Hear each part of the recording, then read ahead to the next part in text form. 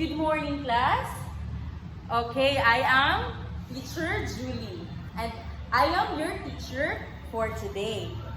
Okay, but before we start our discussion, please do stand and let us pray. Okay? Leah, please lead the prayer. In the name of the Father, of the Son, of the Holy Spirit, Amen. Our Father, who art in heaven, hallowed be thy name. Thy kingdom come, thy will be done in earth as it is in heaven. Give us this day our daily bread, and forgive us our sins, as we forgive those who sin against us. Do not bring us to test, but deliver us from evil. Amen. Okay? How are you today, class? You're feeling good? Feeling great? Wow, that's good to hear. So before you sit down, please do pick up the trust stress and papers under your chairs and sit properly. Okay. Miss Ira, is there any absentees for today? Okay, none. That's good to hear. So I know that you are all excited for our new lesson today because you have no absentees or all of you are here today. Okay, so that's good to hear. But before we start our discussion, we will going to have a classroom rules, of course. So please read the classroom rules, everyone.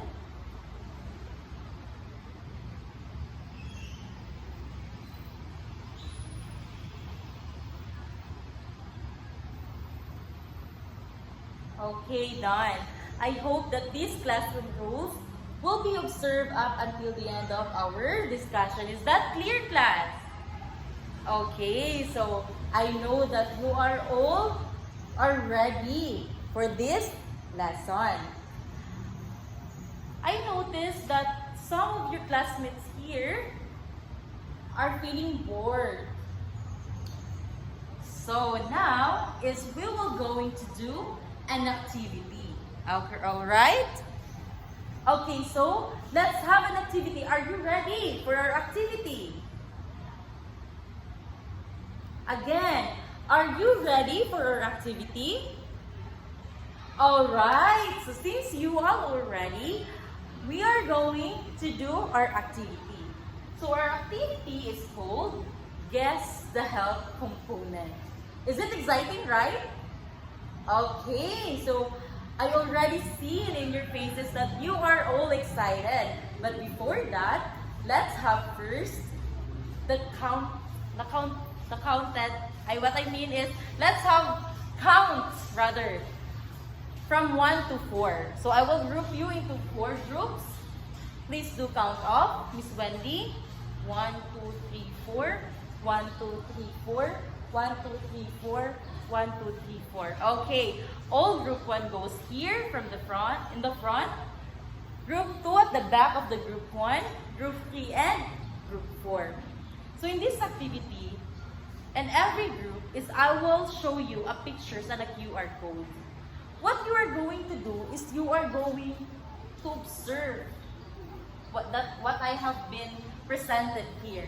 And after that I will going to ask you questions, and then you are going to choose representative in every questions that I am going to ask. Is that clear, class? Okay, that's good. Okay? Are you all good now? Okay, that's good. Group 1, here is your activity. Please do observe and discuss your answers with your group mates.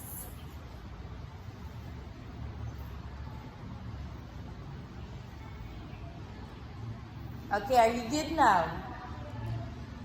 So my question is, what do you see in the pictures?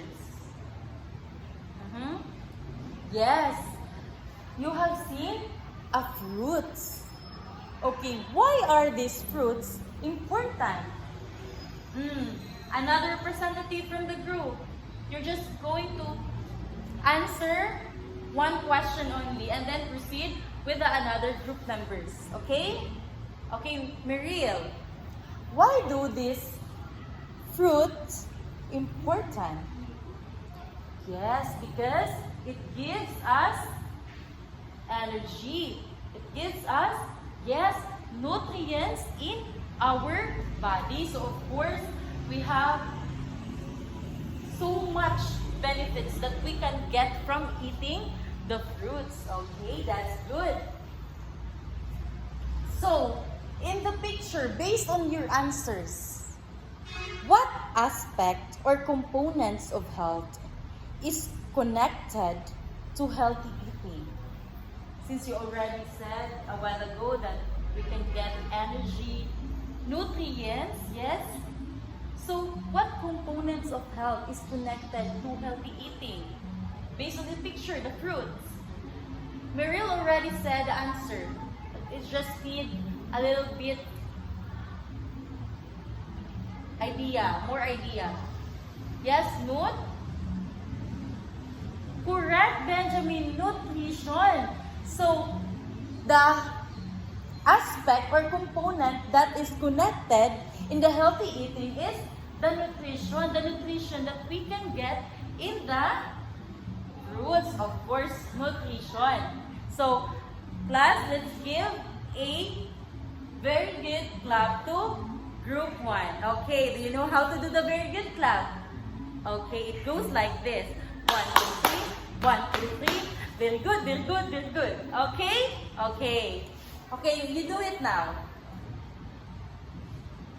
Okay, please do settle down. Okay, thank you so much, group 1. For group 2, please come here in front and scan this QR code. And after that is you are going to discuss your answers, or you're going to discuss with your group mates based on the pictures that you are going to search from the QR code. Okay, done? So based on the QR code that you have seen, what is or what activity is being shown? Yes, it is jumping jacks. Okay. Why do exercises is very important? It is very important because, yes, it makes us stronger, it makes our body healthy, and of course, it can activate the energy in our body. Okay, since you already said the important things that we can get from doing exercises, my next question is, what component of health is related in physical activity? Okay, we already said exercises. What else? Yes, correct, Mr. Angelo. It is physical fitness. Okay, so we can get physical fitness from doing exercises. Okay, and please do stand up and let's give a very, very good clap for the group 2. Okay, 1, 2, 3, 1, 2, 3. Very good, very good, very good. Okay, next is for the group 3. Group 3, please pay attention and remember our classroom rules, okay? Please stop talking with your seatmate and participate in our activity. For the group 3 is this.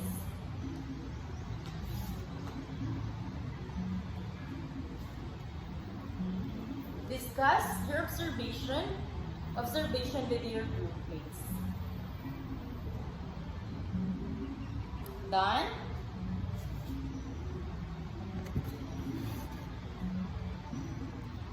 Okay.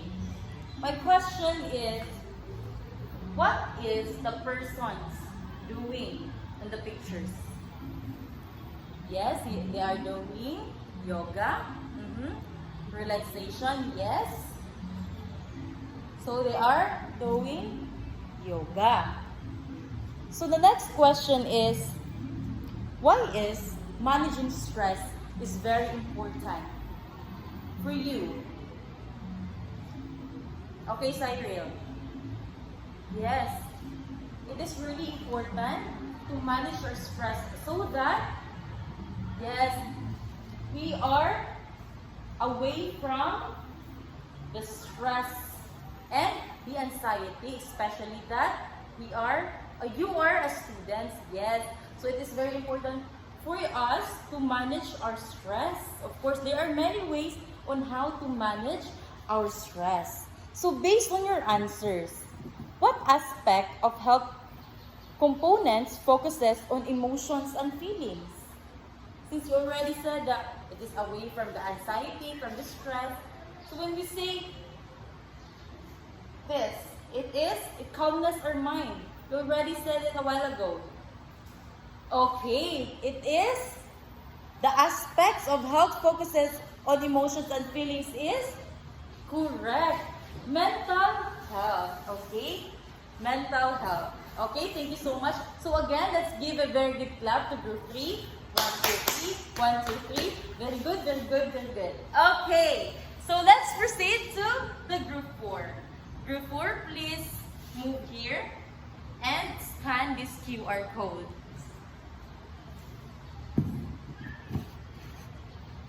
Okay? Make it faster.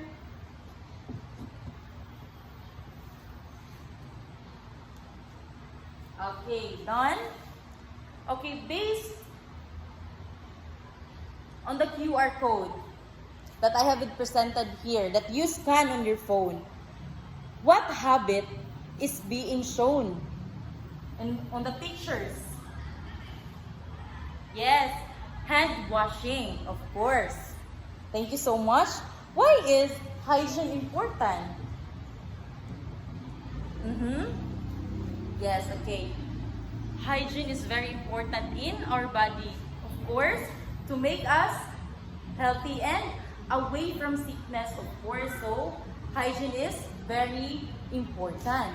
My last question is, what aspect of health is related in hygiene? Of course, I already said the answer. All right, thank you so much. Hygiene, okay? Please do stand up and let's give a very good clap to group 4. 1, 2, 3. 1, 2, 3. Very good, very good, very good. Okay, are you feeling good now? Okay, that's good to hear. So, what do you think is the connection of our activity for our topic this morning? Since you already said that the group 1 have the nutrition, the group 2 have the physical fitness, the group 3 is having a Mental health. and then the group 4 is having a hygiene. So class, Based on our activity, yes, they are all connected in our health. Yes, thank you so much, Miss Wendy. You have an idea. Those are connected in our health. So, since it is connected on our health, what do we call that one? The nutrition, the physical fitness, the mental health, the hygiene. It is starts with letter C. Those are the, yes?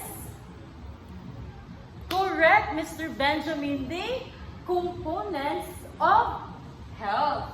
So our topic for today is the components of health. So before we are going to know the components of health, let us first have our learning objectives. So please do read, everyone.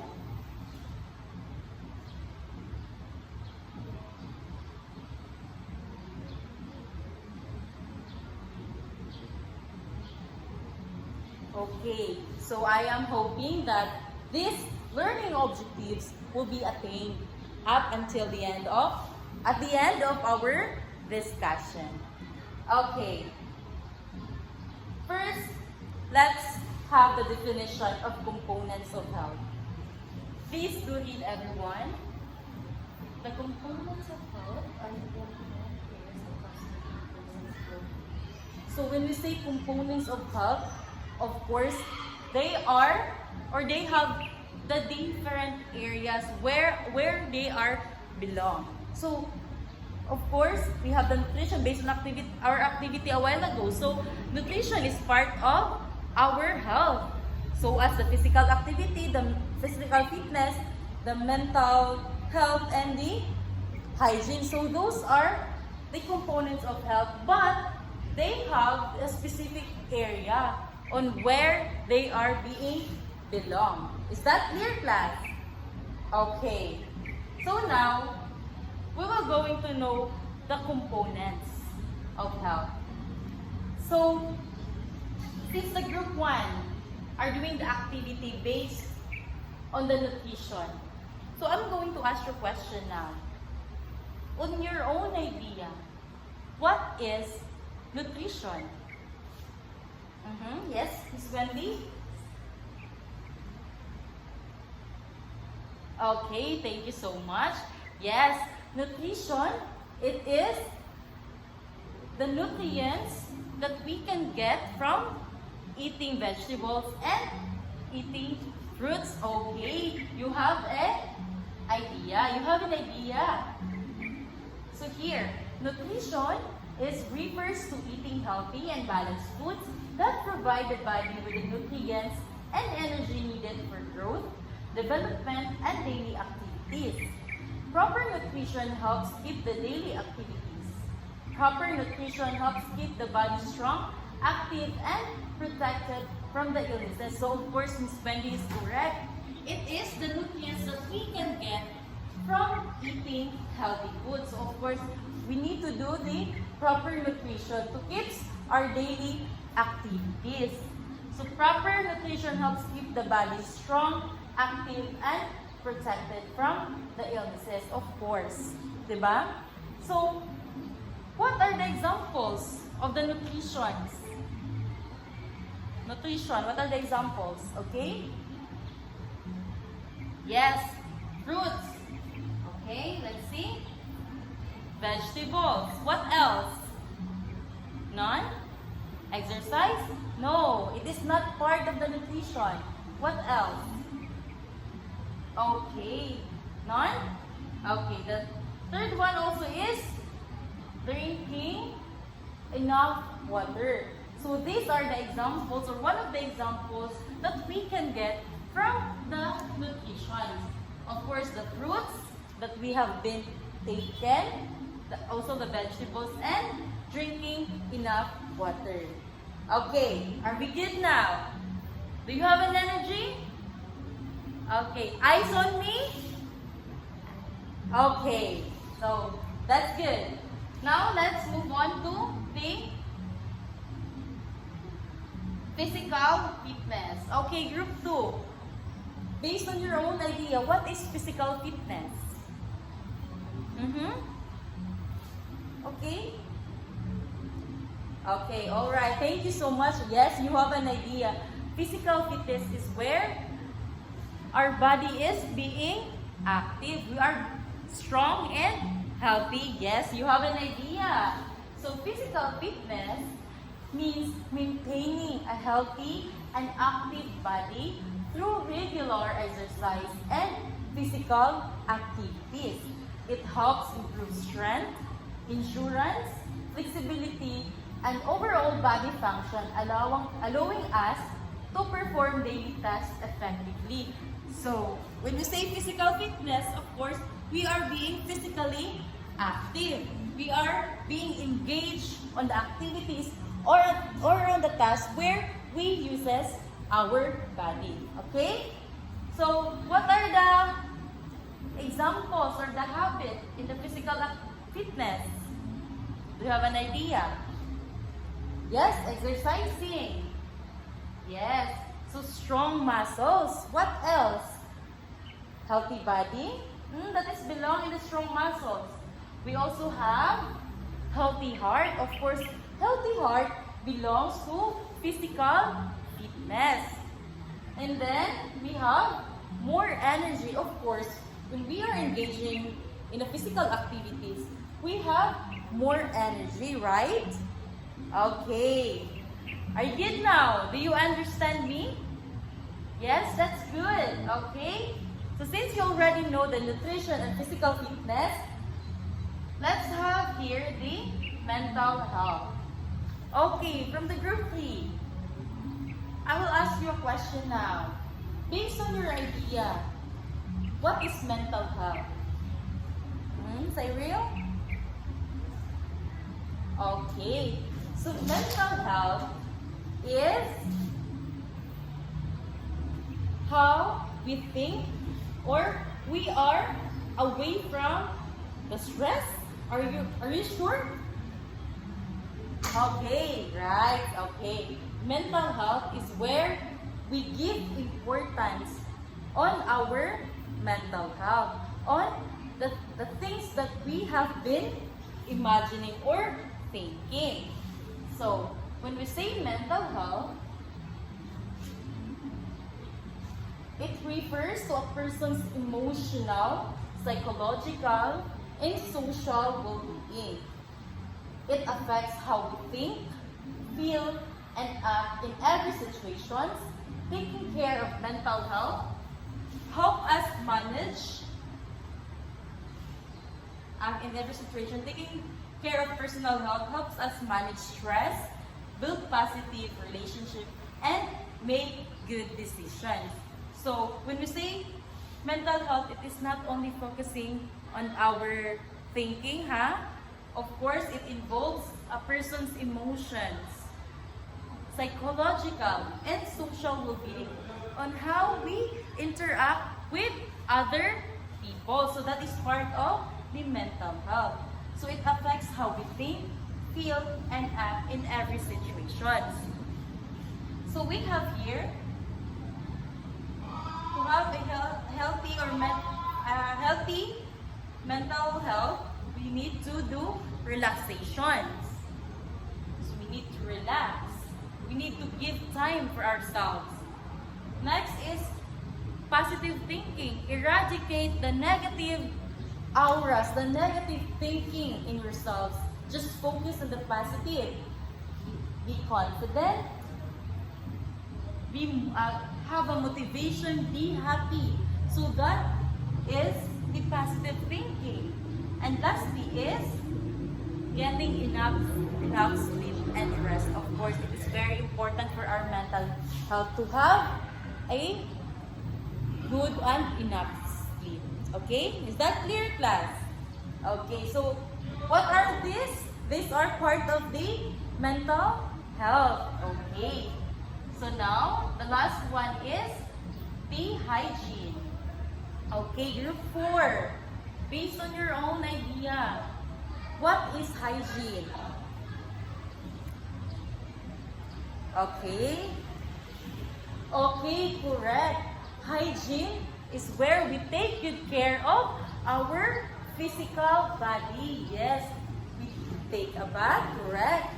We do brushing our teeth. What else? Cleaning our nails and combing our hair.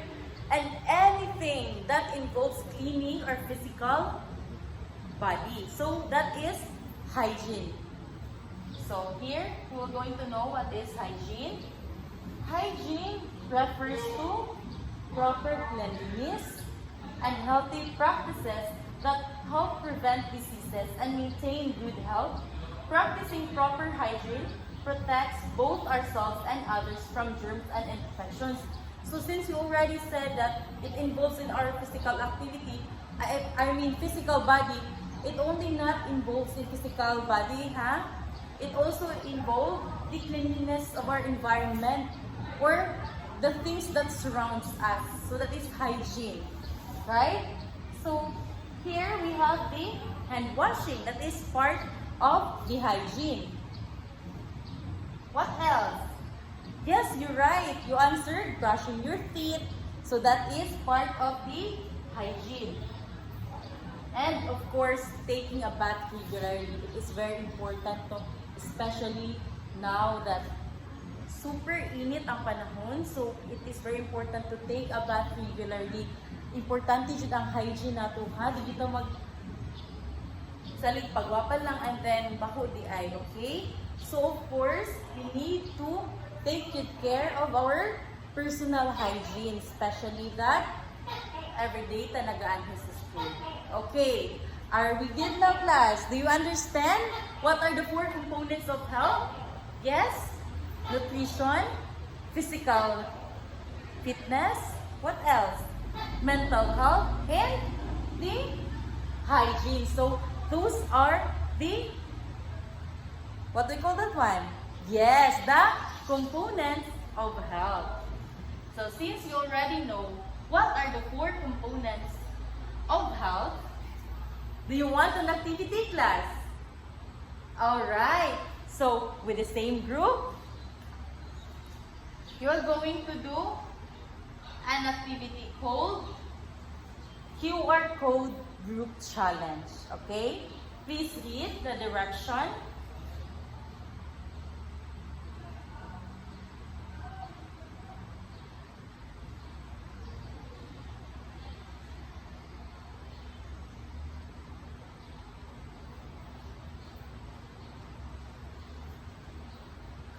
Okay. And we have here our criteria first. So criteria for scoring, we have participation and cooperation 10%, creativity and presentation 10 points rather, accuracy of content 10 points, teamwork 10 points, and confidence and total 10 points in the overall total of 50 points. Okay, so group 1, please have a representative to go here in front and take or scan our QR code. Okay, for group 1. Okay, done. Group 2. Okay, next.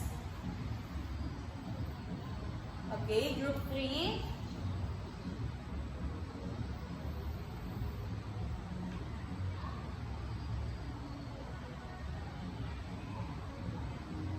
Group 4.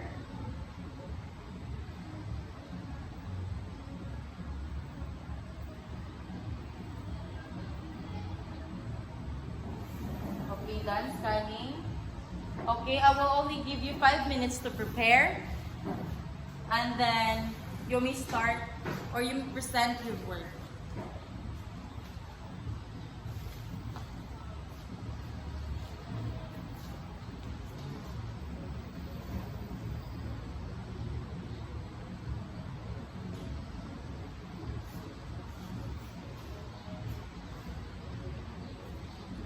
Class, remember our classroom rules. Please cooperate with your teammates.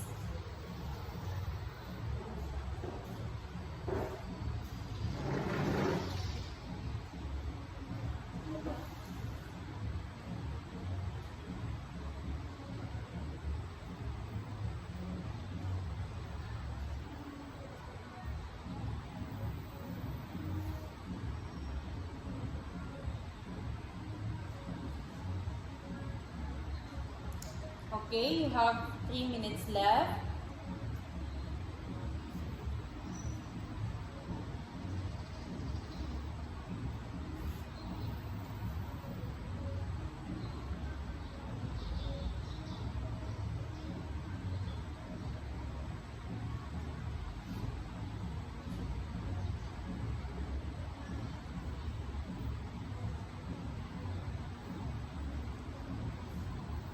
Class, cooperate with your group mates.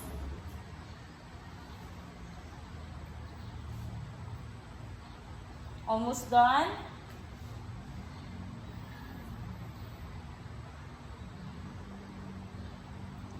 Okay, choose our representative to read your work first. Or in the QR code, you're going to read what you are going to do.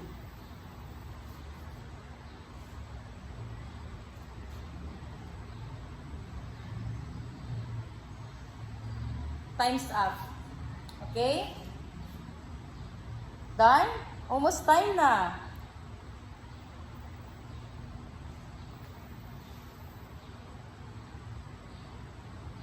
Okay? Okay, group 1, please present rather. Please read your QR code first. Okay, for group 1 is you have create a slogan or chart that promotes healthy eating habits. So that is your QR reveals. Okay, please present now.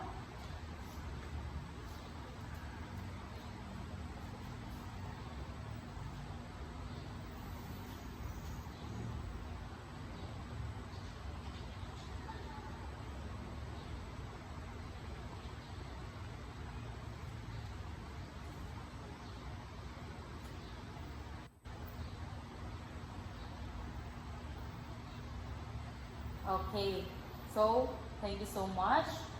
Okay.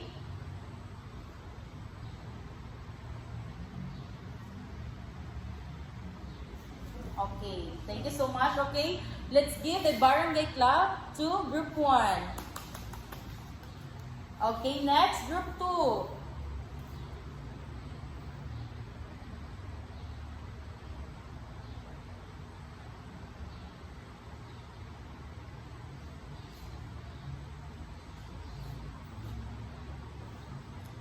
Okay, group 2, you have a demonstrate a simple 30-second exercise routine. Okay, go present now.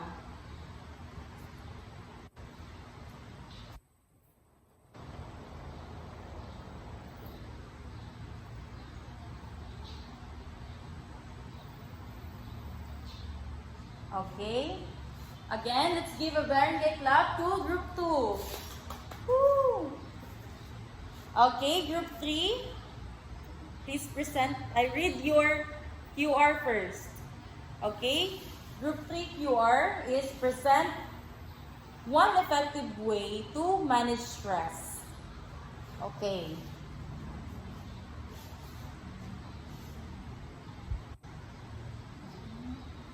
Okay, so thank you so much, group 3. Let's give a barangay clap again for group 3.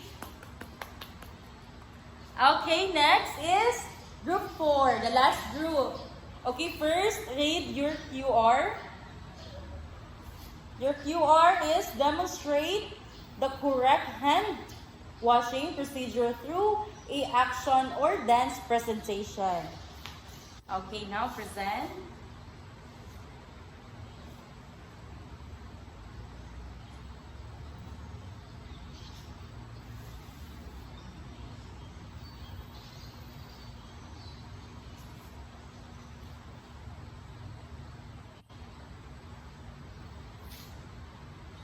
Okay. Third. Okay, you may now take your seats and again, let's give a barangay clap to group 4. Okay, now it's time for our scoring. So we have the group 1, group 2, group 3, and group 4. So I will be the one to give the points based on the presentation that you have been presented now. Okay, for group 1, in the participation and cooperation, I see that all of them are participating in the activity, so I give them 10 points. For group 2, I see that some of them just only doing nothing, they're just sitting down, so I only give them 8 points.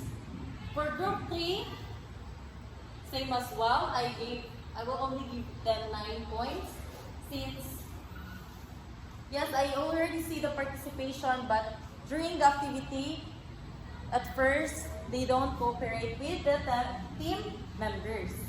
And of course, the group 4, I will give it 10 points.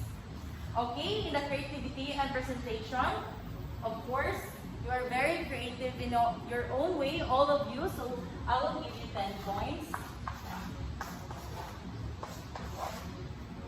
And then, in accuracy of contents, of course, all of you, 10 points.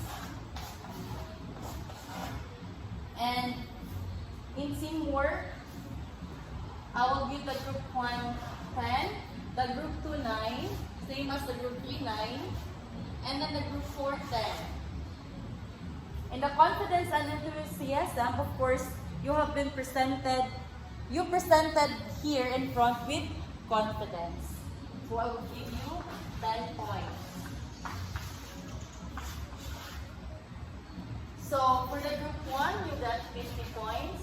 Group 2, you got 10, 20, 30, 39, 47.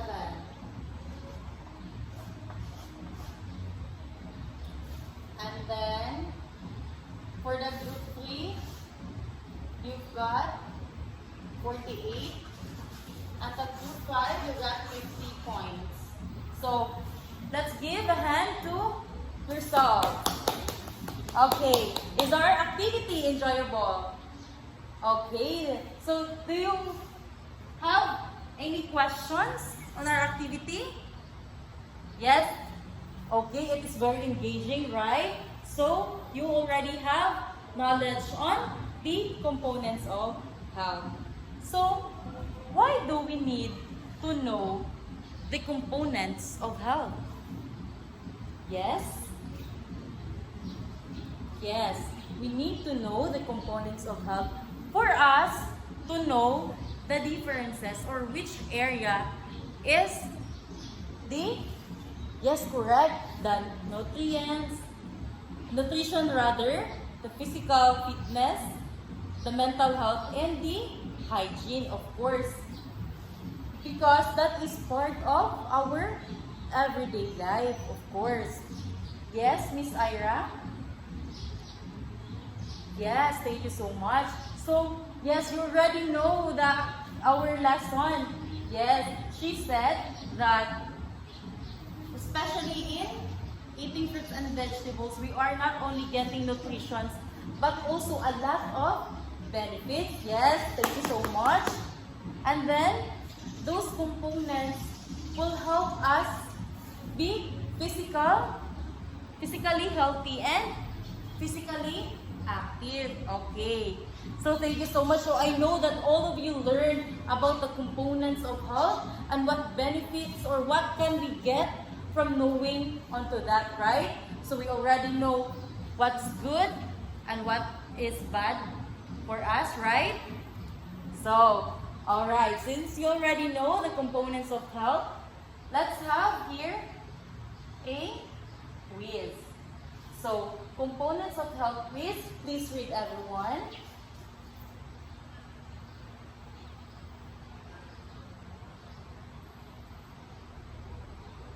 Okay, so thank you so much. So here is, you're going to scan the QR code using your phone. Read each question carefully. Choose the correct answer for each item. Submit your answers after completing the quiz. Answer honestly and individually. So this is a Google form. So you may scan this one. I will give you 5 minutes to answer. Okay, timer starts now.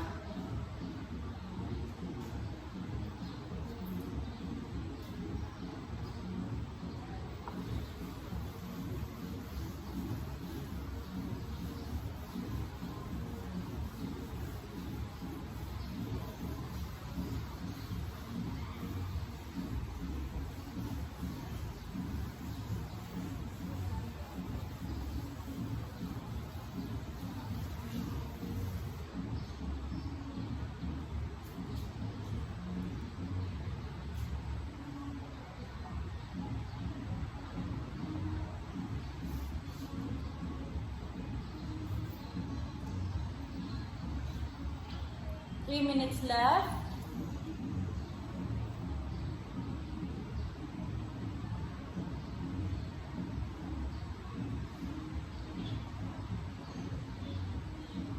Okay, Miss Leia, you're done. Okay, that's good. Okay, please remember classroom rules. Your classmates are still answering, so please don't keep quiet.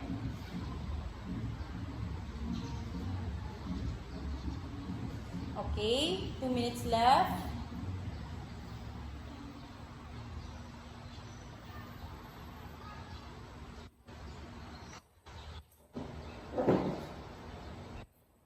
Okay, done?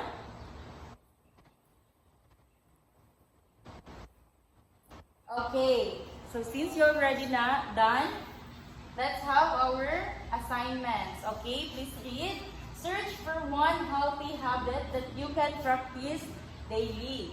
Okay, include the healthy habit. Explain how it can help improve your health. Send your output in our GC before the next meeting. Okay, are we clear, class? Okay, please do take a picture so that we would know how to answer or what are you going to answer. Okay, done? Okay. So, goodbye, class. Okay, see you next meeting.